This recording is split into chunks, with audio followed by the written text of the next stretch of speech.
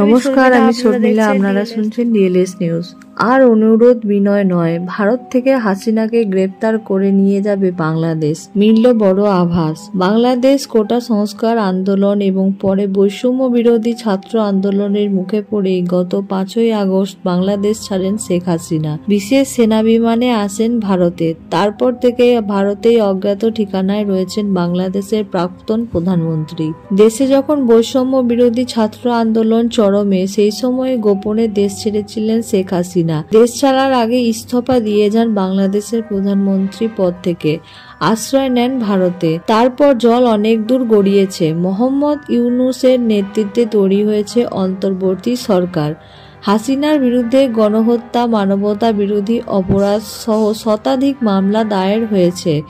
এবার হাসিনাকে দেশে ফেরাতে বড় পদক্ষেপ করার ভাবনা ইউনূস সরকারের।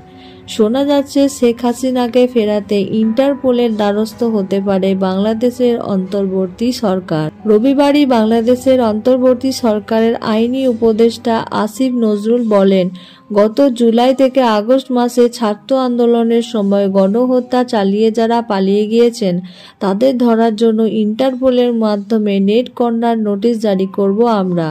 দ্রুত এই নোটিশ জারি করা হবে।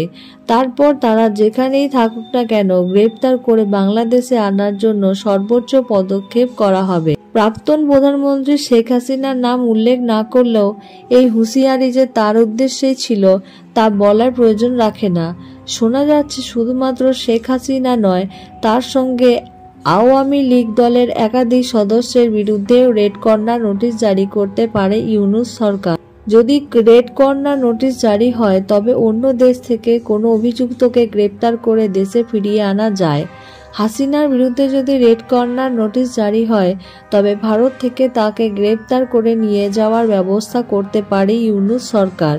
প্রসঙ্গত, বাংলাদেশে কোটা সংস্কার আন্দোলন এবং পরে বৈষম্য বিরোধী ছাত্র আন্দোলনের মুখে পড়েই গত 5ই আগস্ট বাংলাদেশ ছাড়েন শেখ হাসিনা।